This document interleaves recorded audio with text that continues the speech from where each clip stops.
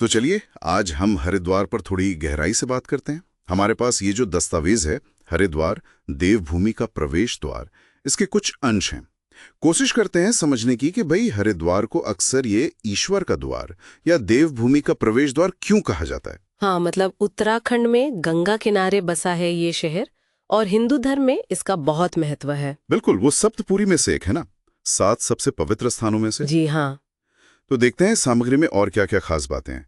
सबसे पहले तो इसका जो जबरदस्त धार्मिक महत्व है, ये उन 4 जगहों में से एक है जहां हर 12 साल में कुंभ मेला लगता है। हाँ, दुनिया का सबसे बड़ा धार्मिक जमावड़ा। और हर 6 साल में अर्धकुंभ भी। मतलब ये आंकड़े ही अपने आप में काफी कुछ कहते हैं। बिल्कुल, और ये सिर्फ संख्या की बात नहीं है। यहाँ की जो गहरी आस्था है ना, उसे समझना जरूरी है।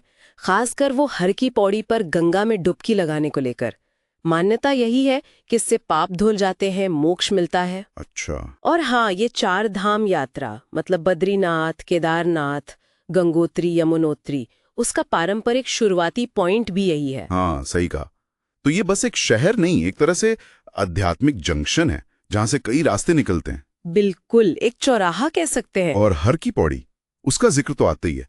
वहां की गंगा आरती के बारे में भी लिखा है। कहते हैं रोज सुबह और शाम जो आरती होती है उसका अनुभव एकदम अद्भुत होता है। हाँ, वो शाम वाली आरती का नजारा तो वाकई जादुई होता होगा, जब लोग नदी में वो दिए बहाते हैं। वहीं वो तेल के दीपक, कमाल का दृश्य बनता होगा। बिल्कुल, और उस जादू के पीछे वो गहरी आस्था की शक्ति है।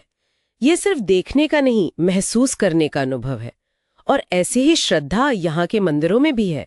जैसे दस्तावेज में बिल्व पर्वत पर मनसा देवी मंदिर का जिक्र है। हाँ, और नील पर्वत पर चंडी देवी मंदिर भी। जी, और माया देवी मंदिर भी, जो कि एक शक्तिपीठ है। ओह, शक्तिपीठ। हाँ, मतलब देवी सती के शरीर के अंग जहाँ गिरे थे, उन पवित्र जगहों में से एक।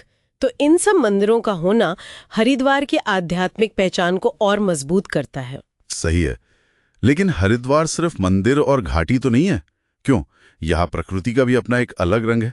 हिमालय की तलहटी में जो बसा है ये शहर। हाँ बिल्कुल, वो आध्यात्मिकता और प्रकृति का एक बहुत सुंदर संगम है वहाँ। गंगा का वो शांत बहाव अपने आप में एक सुकून देता है। सही कहा, और वहाँ पहुँचना भी काफी आसान बताया गया है। हाँ, ट्रेन और सड़क मार्ग से अच्छी तरह जुड़ा हुआ है। जी, और नजदीकी हवाई अड्डा देहरादून में है, जॉली ग्रैंड। तो इसकी ये जो कनेक्टिविटी है, इसी वजह से शायद ये ऋषिकेश, देहरादून या आगे पहाड़ों में जाने वाले यात्रियों के लिए एक नेचुरल स्टॉप बन जाता है। बिल्कुल, मतलब भौगोलिक रूप से भी ये एक प्रवेश द्वार ही है। कुंभ के अलावा एक और बड़े आयोजन का भी जिक्र है इसमें, कांवड़ यात्रा। हाँ, कांवड़ यात्रा, लाखों भक्त आते हैं गंगा जल लेने।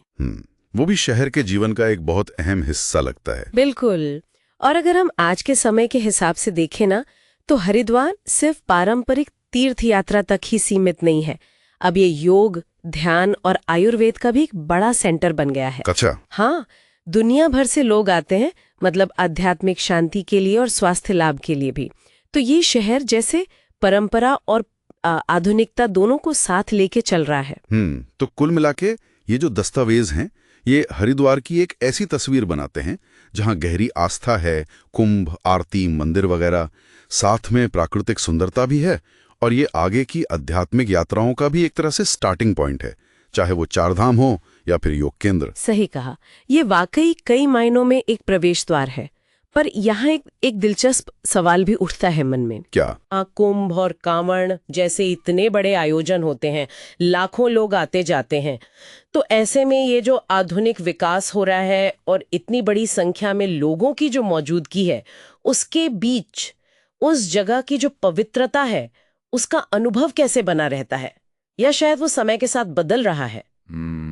ये सोचने वाली बात है ना।